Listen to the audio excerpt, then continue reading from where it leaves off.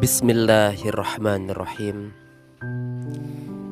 Assalamualaikum warahmatullahi wabarakatuh. Allahumma inna nas'aluka ilman nafi'a wa rizqan thayyiba wa amalan mutaqabbala. Allahumma akhrijna min zulumatil wahmi wa akrimna binuril fahmi waftah alaina bima'rifatil ilmi wasahil lana abwaba fadlika ya arhamar rahimin. Alhamdulillahi rabbil alamin wabihi nasta'in ala umuri dunya waddin wa ala alihi wa sahbihi ajma'in. Amma ba'du.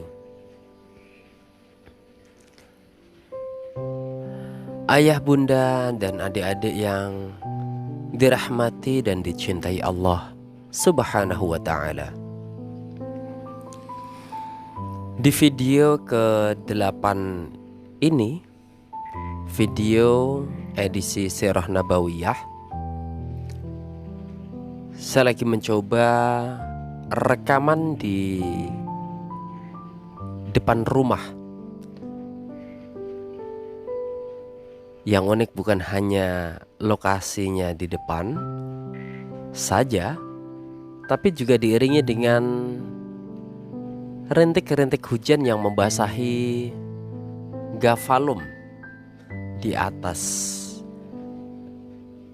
Nah, saya mau tahu hasilnya nanti apakah suaranya masuk dan mengganggu rekaman kita di video ke-8 ini atau enggak gitu. Nah, ayah, bunda, dan adik-adik,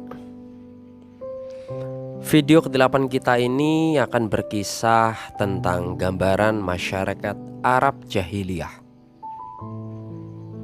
Itu artinya masyarakat Arab yang belum mendapatkan cahaya Islam yang dibawa oleh Rasulullah SAW, maka disebut masyarakat Arab jahiliyah. Mulai tentunya dari kondisi sosial mereka, kemudian ada kondisi ekonominya dan akhlaknya. 3 yang akan kita fokuskan. Nah, setelah membahas kondisi politik dan agama di Jazirah Arab di video-video sebelumnya, kini kita akan membahas secara ringkas kondisi sosial, kondisi ekonomi, dan akhlak masyarakat Arab jahiliyah. Pertama, kita akan bicara tentang kondisi sosial. Di kalangan bangsa Arab itu terdapat beberapa kelas masyarakat yang kondisinya berbeda antara yang satu dengan lainnya. Hubungan seseorang dengan keluarga di kalangan bangsawan sangat diunggulkan dan diprioritaskan, dihormati dan dijaga, sekalipun harus dengan pedang yang terhunus dan darah yang tertumpah. Jika seseorang ingin dipuji dan menjadi terpandang di mata bangsa Arab karena kemuliaan dan keberaniannya, maka dia harus banyak dibicarakan kaum wanita. Jika seorang wanita menghendaki, maka dia bisa mengumpulkan beberapa kabilah untuk suatu perdamaian.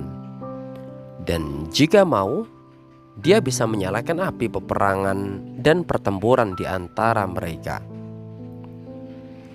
Sekalipun begitu, seorang laki-laki tetap dianggap sebagai pemimpin di tengah keluarga yang tidak boleh dibantah dan setiap perkataannya harus dituruti. Hubungan laki-laki dan wanita harus melalui persetujuan wali wanita. Seorang wanita tidak bisa menentukan pilihannya sendiri. Begitulah gambaran secara ringkas kelas masyarakat bangsawan. Sedangkan kelas masyarakat lainnya beraneka ragam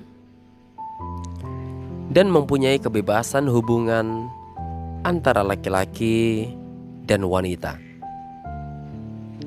Kami tidak bisa menggambarkannya secara detail, kecuali dengan ungkapan-ungkapan yang keji, buruk, dan menjijikkan. Abu Daud meriwayatkan dari Aisyah radhiyallahu anha bahwa pernikahan pada masa jahiliyah ada 4 macam. Yang pertama, pernikahan secara spontan. Seorang laki-laki mengajukan lamaran kepada laki-laki lain yang menjadi wali wanita. Lalu dia bisa menikahinya setelah menyerahkan mas kawin seketika itu pula. Itu yang pertama. Yang kedua, seorang laki-laki bisa berkata kepada istrinya yang baru suci dari haid, "Temuilah fulan dan berkumpullah bersamanya."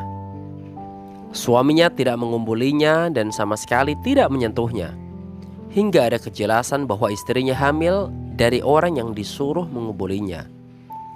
Jika sudah jelas kehamilannya, maka suami bisa mengambil kembali istrinya jika memang dia menghendaki hal itu.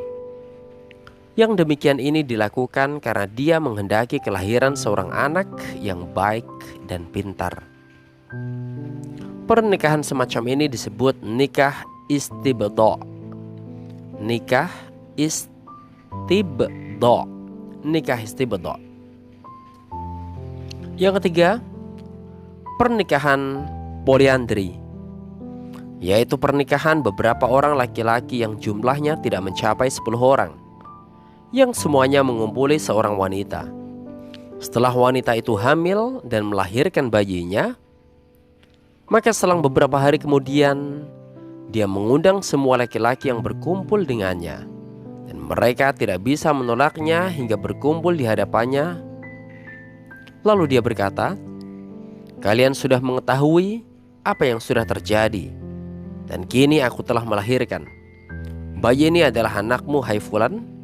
Dia bisa menunjuk siapapun yang dia sukai di antara mereka seraya menyebutkan namanya. Lalu laki-laki itu bisa mengambil bayi tersebut. Yang keempat, sekian banyak laki-laki bisa mendatangi wanita yang dikehendakinya, yang juga disebut wanita pelacur. Biasanya mereka memasang bendera khusus di depan pintunya sebagai tanda bagi laki-laki yang ingin mengumpulinya. Jika wanita pelacur ini hamil dan melahirkan anak, dia bisa mengundang semua laki-laki yang pernah mengumpulinya. Setelah semua berkumpul, diselenggarakan undian. Siapa yang mendapat undian, maka dia bisa mengambil anak itu dan mengakuinya sebagai anaknya. Dia tidak bisa menolak hal itu. Nah, ayah bunda dan adik-adik yang dirahmati dan dicintai Allah, setelah Allah mengutus Muhammad SAW, semua bentuk pernikahan ini dihapus dan diganti dengan pernikahan ada Islam. Bisa dilihat Abu Dawud di Kitabun Nikah, bab wujuhun nikah allati kana yatnakahu biha ahlul jahiliyah. Laki-laki dan wanita bisa saling berhimpun dalam berbagai medan peperangan yang disulut tajamnya mata pedang dan anak panah. Pihak yang menang dalam peperangan antar kabilah bisa menawan para wanita pihak yang kalah, lalu menghalalkannya menurut kemauannya. Namun anak-anak mereka akan mendapatkan kehinaan selama hayatnya. Di antara kebiasaan yang sudah dikenal akrab pada masa jahiliyah ialah poligami tanpa ada batasan maksimal. berapapun banyaknya istri yang dikehendaki. Bahkan mereka bisa menikahi dua wanita yang bersaudara. Mereka juga bisa menikahi janda bapaknya, entah karena dicerai atau karena ditinggal mati. Hak perceraian ada di tangan kaum laki-laki tanpa ada batasannya. Hal ini telah disebutkan di dalam Al-Quran dalam surat An-Nisa ayat 22 sampai 23.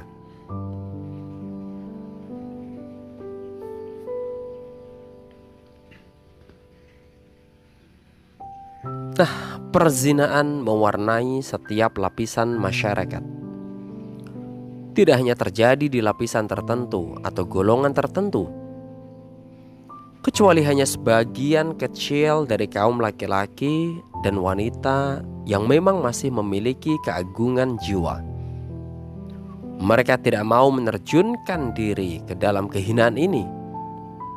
Namun kondisi orang-orang yang merdeka dalam kaitannya dengan masalah ini relatif lebih baik daripada orang awam dan hamba sahaya.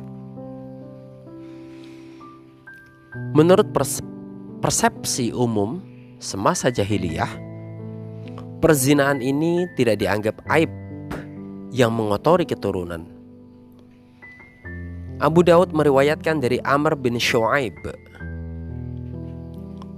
dari bapaknya, dari kakeknya, dia berkata, ada seorang laki-laki berdiri seraya berkata, "Wahai Rasulullah, sesungguhnya Fulan adalah anakku, karena aku pernah bersetubuh dengan seorang budak perempuan pada masa jahiliyah." Lalu beliau bersabda, tidak ada seruan seperti itu dalam Islam. Urusan jahiliyah sudah punah. Kisah pertengkaran Sa'ad bin Abu Waqqas dan Abd bin Zum'ah yang memperebutkan anak hamba perempuan Zum'ah, yaitu Abdurrahman bin Zum'ah, sangat terkenal. Ada beberapa corak hubungan antara seorang laki-laki dan anak-anaknya. Di antaranya seperti yang dikatakan dalam sebuah syair, keberadaan anak-anak di tengah kami laksana buah hati yang berjalan di bumi. Ada pula di antara mereka yang mengubur hidup-hidup anak putrinya karena takut aib dan karena kemunafikan, atau membunuh anak laki-laki karena takut miskin dan lapar. Masalah ini telah disebutkan di dalam Al-Quran surat Al-An'am ayat 151. Dan janganlah kalian membunuh anak-anak kalian karena takut kemiskinan. Kami akan memberi rezeki kepada kalian dan kepada mereka.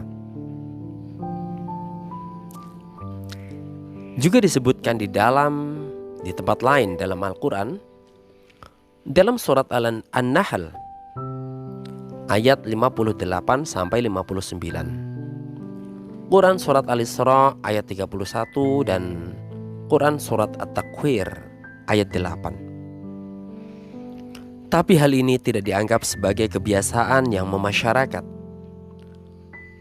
sebab bagaimanapun juga mereka masih membutuhkan anak laki-laki untuk membentengi diri dari serangan musuh. Sedangkan pergaulan seorang laki-laki dengan saudaranya, anak saudaranya dan kerabatnya sangat rapat dan dekat. Mereka hidup untuk fanatisme kabilah dan mati pun rela karenanya. Dorongan spiritual untuk mengadakan pertemuan dalam satu kabilah sangat kuat, sehingga semakin menambah fanatisme tersebut. Landasan aturan sosial adalah fanatisme rasial dan marga. Mereka menjalani kehidupan menurut pepatah yang berbunyi, tolonglah saudaramu yang berbuat zalim maupun yang dizolimi dengan pengertian apa adanya, tanpa menyelaraskannya dengan ajaran yang dibawa Islam. bahwa makna menolong orang yang berbuat zalim ialah menghentikan kezolimannya. Hanya saja persaingan dalam masalah kehormatan dan perebutan pengaruh kekuasaan lebih sering menyulut peperangan antar kabilah yang sebenarnya berasal dari satu ayah dan ibu, seperti yang kita lihat antara Aus dan Khazraj, Abs dan Dzubyan, Bakar dan Taghlib, serta lain-lainnya. Sedangkan hubungan antara beberapa kabilah yang berbeda terputus secara total. Kekuatan mereka berbeda-beda dalam peperangan. Hanya saja ketakutan dan keengganan melanggar sebagian tradisi dan kebiasaan yang mempertemukan agama dan khurafat kadang-kadang mengecilkan api peperangan dan perselisihan di antara mereka. Dan dalam kondisi-kondisi tertentu ada loyalitas, ada perjanjian persahabatan, dan ada subordinasi yang mengharuskan beberapa kabilah yang berbeda untuk bersatu. Bulan-bulan suci benar-benar merupakan rahmat bagi mereka dan bisa membantu masukan bagi mereka. Secara garis besarnya, kondisi sosial mereka bisa dikatakan lemah dan buta. Kebodohan mewarnai segala aspek kehidupan. Khurafat tidak bisa dilepaskan. Manusia hidup layaknya binatang. Wanita diperjualbelikan dan kadang-kadang diperlakukan layaknya benda mati. Hubungan di tengah umat sangat rapuh dan gudang-gudang pemegang kekuasaan dipenuhi kekayaan yang berasal dari rakyat, atau sesekali rakyat diperlakukan untuk menghadang serangan musuh. Ayah, bunda, dan adik-adik yang dirahmati Allah Subhanahu wa Ta'ala, demikian kondisi sosial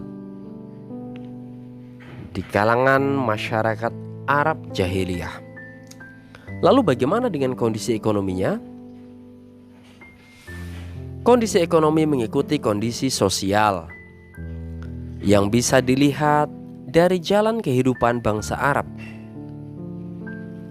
Perdagangan merupakan sarana yang paling dominan untuk memenuhi kebutuhan hidup. Jalur perdagangan tidak bisa dikuasai begitu saja, kecuali jika sanggup memegang kendali keamanan dan perdamaian. Sementara kondisi yang aman seperti ini tidak terwujud di Jazirah Arab kecuali pada bulan-bulan suci. Pada saat itulah dibuka pasar-pasar Arab yang sangat terkenal, seperti Pasar Ukaz, Dzil Majaz, Wajinnah, Majinnah, dan lain-lainnya. Tentang perindustrian atau kerajinan, mereka adalah bangsa yang paling tidak mengenalnya. Kebanyakan hasil kerajinan yang ada di Arab, seperti jahit-menjahit, menyamak kulit, dan lain-lainnya, berasal dari rakyat Yaman, Hirah, dan pinggiran Syam. Sekalipun begitu, di tengah jazirah ada pertanian dan penggembalaan hewan ternak. Sedangkan wanita-wanita Arab cukup menangani pemintalan. Tetapi kekayaan-kekayaan yang dimiliki bisa mengundang pecahnya peperangan, kemiskinan, kelaparan, dan orang-orang yang telanjang merupakan pemandangan yang biasa di tengah masyarakat. Beginilah kondisi ekonomi masyarakat Arab jahiliyah. Lalu bagaimana dengan akhlaknya? Ini adalah pembahasan ketiga tentang kondisi masyarakat Arab jahiliyah. Ayah, bunda, dan adik-adik yang dirahmati dan dicintai Allah Subhanahu wa Ta'ala, Memang kita tidak memungkiri bahwa di tengah kehidupan orang-orang jahiliyah banyak terdapat hal-hal yang hina, amoralitas, dan masalah-masalah yang tidak bisa diterima akal sehat dan tidak disukai manusia. Tapi meskipun begitu, mereka masih memiliki akhlak-akhlak yang terpuji, mengundang kekaguman manusia dan simpati. Di antara akhlak-akhlak itu ialah satu, kedermawanan. Mereka saling berlomba-lomba dan membanggakan diri dalam masalah kedermawanan dan kemurahan hati. Bahkan separuh syair-syair mereka bisa dipenuhi dengan pujian dan sanjungan terhadap kedermawanan ini. Ada kalanya seseorang didatangi tamu yang kelaparan pada saat hawa dingin menggigit tulang. Sementara saat itu dia tidak memiliki kekayaan apapun selain seekor onta yang menjadi penopang hidupnya. Namun, rasa kedermawanan bisa menggetarkan dirinya. Lalu dia pun bangkit menghampiri onta satu-satunya dan menyembelihnya agar dia bisa menjamu tamunya. Masya Allah. Pengaruh dari kedermawanan ini, mereka bisa menanggung pembayaran denda yang jumlahnya sangat tinggi dan membuat mata terbelalak. Sehingga tidak jarang hal ini justru menumpahkan darah dan mengakibatkan kematian seseorang. Yang pasti, mereka biasa membuat pujian dan membanggakan diri di hadapan orang lain dalam masalah ini, terutama dari kalangan para penguasa dan pemimpin.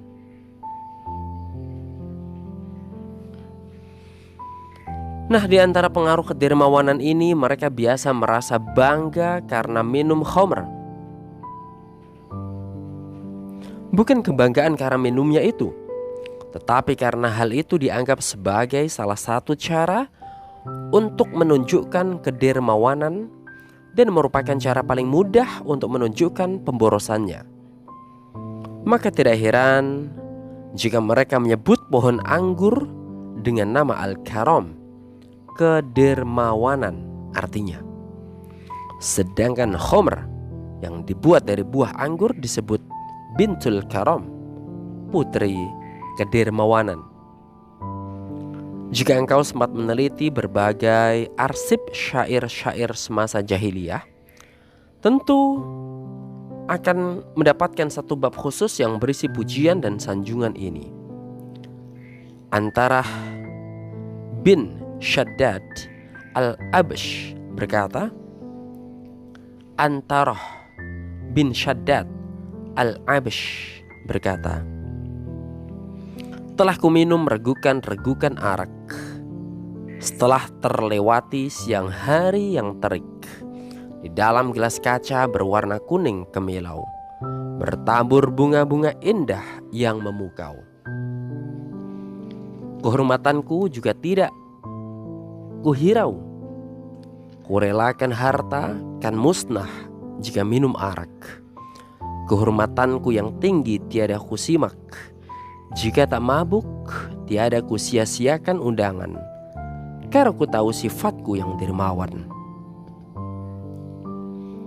Pengaruh lain dari kedermawanan ini, mereka biasa main judi. Mereka menganggap main judi merupakan salah satu cara untuk mengekspresikan kedermawanan. Karena dari laba judi itulah mereka bisa memberi makan orang-orang miskin, atau mereka bisa menyisihkan sebagian uang dari andil orang-orang yang mendapat laba. Oleh karena itu, Al-Quran tidak mengingkari manfaat khamr dan main judi, namun dengan membuat redaksi sebagai berikut di dalam Quran Surat Al-Baqarah ayat 219. Tetapi dosa keduanya lebih besar dari manfaatnya. Yang kedua, akhlak masyarakat Arab jahiliyah yang masih baik adalah memenuhi janji. Di mata mereka, janji sama dengan hutang yang harus dibayar.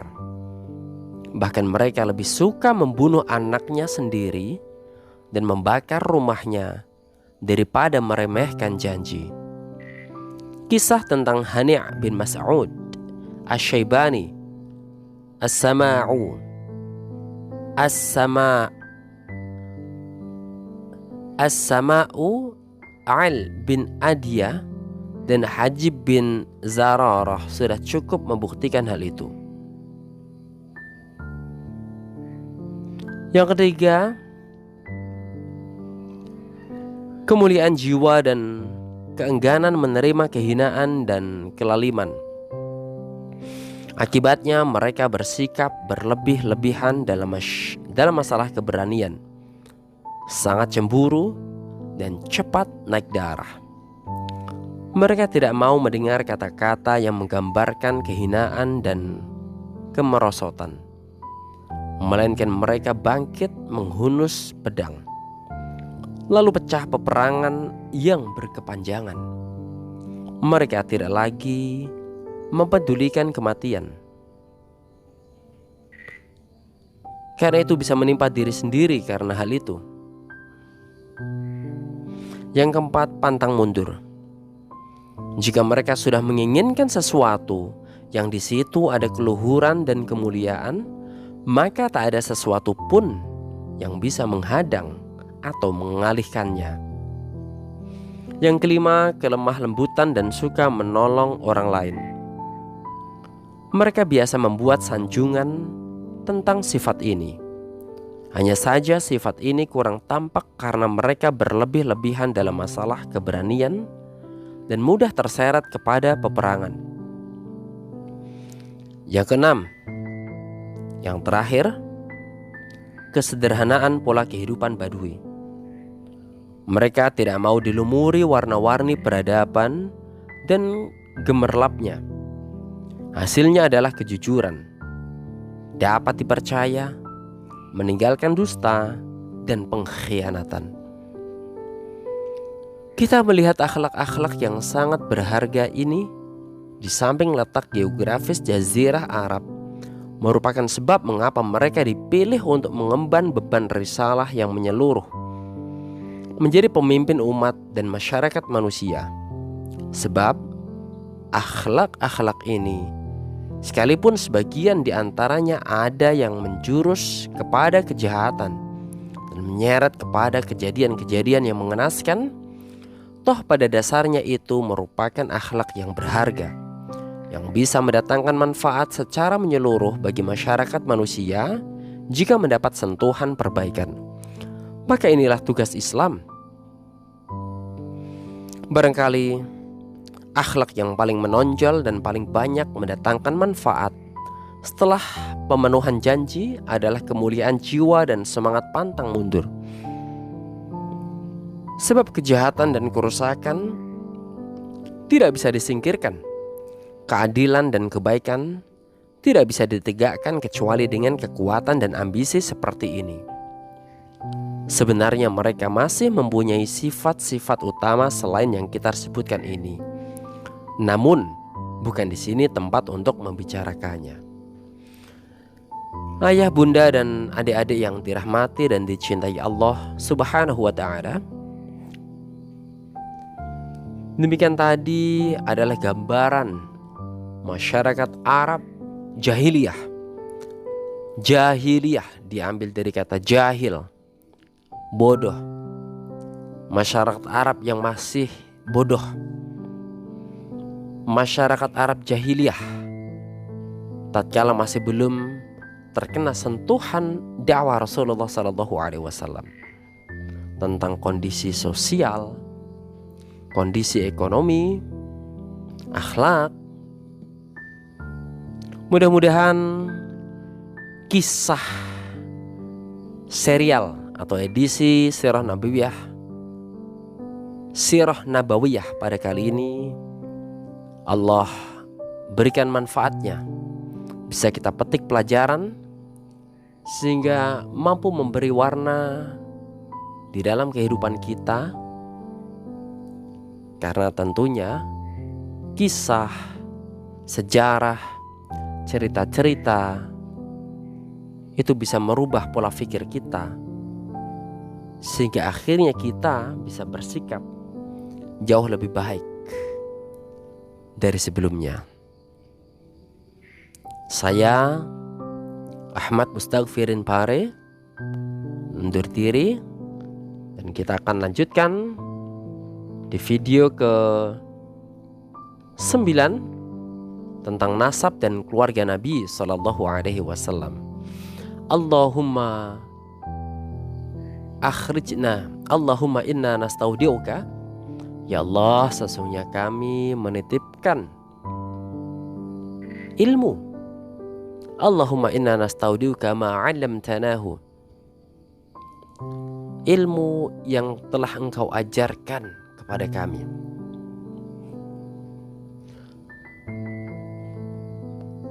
Fardudhu ilaina 'inda hajatina ilaihi. Fardudhu, ya Allah, kembalikanlah ilmu tadi 'inda hajatina ilaihi, tatkala kami membutuhkannya, tatkala kami ingin menyampaikannya, ingin menceritakannya kembali, ingin mengkisahkan kepada anak keturunan kami, murid-murid kami, kawan-kawan kami, atau siapapun yang ingin mendengarkan kisah dan cerita tentang sirah nabawiyah, biografi nabimu, rasulmu Muhammad sallallahu alaihi wasallam. Ya arhamar rahimin.